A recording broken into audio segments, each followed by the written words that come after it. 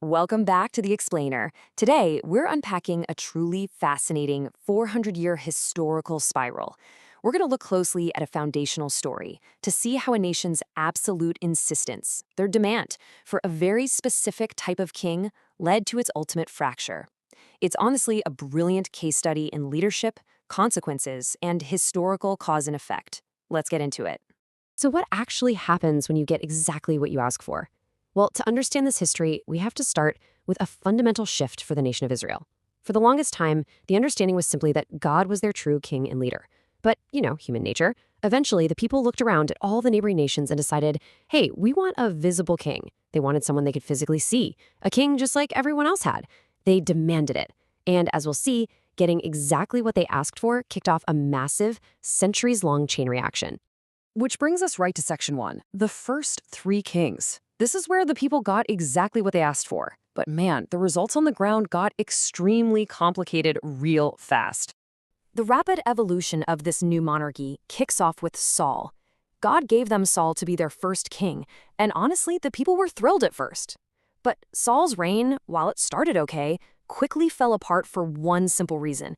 He just wasn't good at following directions. The historical texts literally note that if God wanted him to go one way, Saul would pretty much invariably go the exact opposite way. So God chose a new king, David. Now, David is remembered as a good king who followed God with his whole heart, even though he was severely flawed. And then, after David, came his son, Solomon.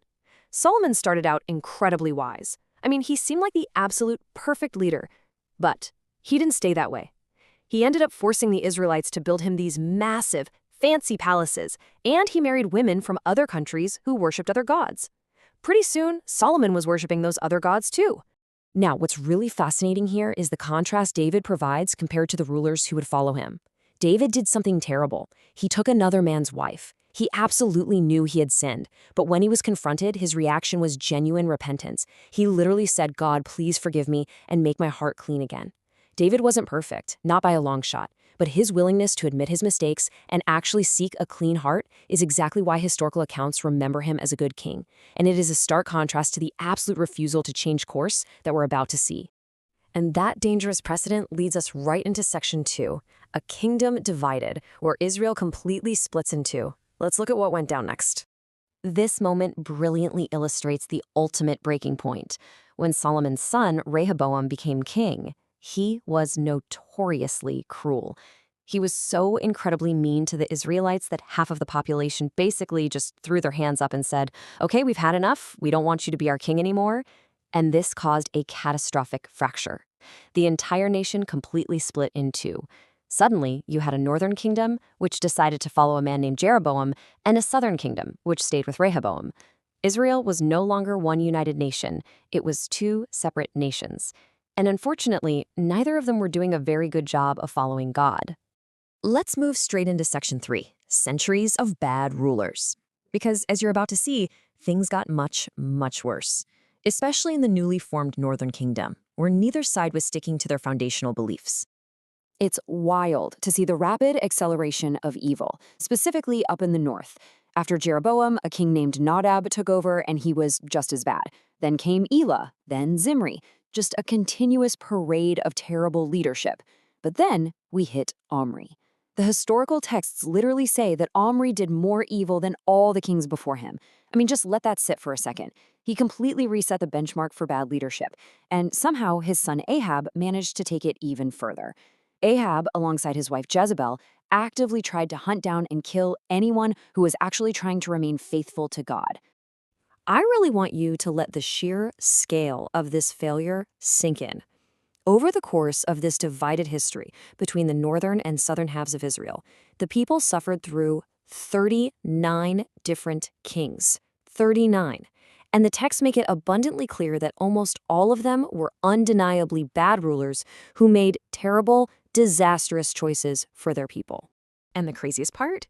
This chaos didn't just last for a generation. It lasted for a staggering 400 years. Think about that. Back during the time of Moses, God had promised to protect Israel from their enemies as long as they followed his ways. But by turning away from those ways over and over again, a cycle that frankly began way back in the time of the judges, they forfeited that protection.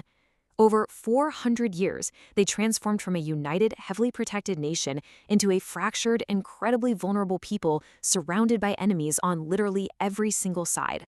And because they kept turning away, those enemies didn't just stay as small, annoying neighbors. No, over those 400 years, those opposing kingdoms grew. They evolved into full-blown empires. And remember, an empire isn't just a kingdom. It's a massive entity made up of multiple kingdoms and a huge mix of people, all ruled by just one king. We're talking about massive, overwhelming threats that were now poised to swallow the divided Israelites whole. So, what exactly are we supposed to learn from all this? Well, that brings us to our final part, Section 4, Lessons from the Fall. Let's break down the main takeaways from this massive 400-year disaster. The crucial point really boils down to a 3-step realization. Step 1, bad kings make bad decisions, and those decisions are never isolated. They end up hurting everybody in the nation. Leadership deeply, deeply matters. Step 2 is understanding the direct consequences of actions. In this history, breaking their promise to follow God's ways actively cost them the protection they had been promised ever since the days of Moses. But Step 3 is the pivot. Despite all the horrendous leadership, despite losing their protection and being completely surrounded by hostile empires, there was a far greater truth that remained central to their story. And here it is. This is the ultimate, incredibly good news hidden right in the middle of a 4-century tragedy. Even though Israel turned away from God over and over and over again, the texts are very clear. God never turned away from them. Israel had to learn their lessons the absolute hardest way possible, through intense pain, division, and the looming threat of empires. But through centuries of total human failure, God's faithfulness to his people remained completely unbroken. In the end, everything they learned through their massive mistakes ultimately pointed them right back to their faithful God. Understanding this ancient downward spiral helps us see something really profound. And it leaves us with this incredibly powerful question to ponder. If absolute divine faithfulness can outlast 400 years of our worst mistakes, how does that change the way we view our own failures today? Thank you so much for joining me for this explainer. I really hope this deeper look into the rise and fall of Israel's monarchy has given you something fresh to think about. See you next time.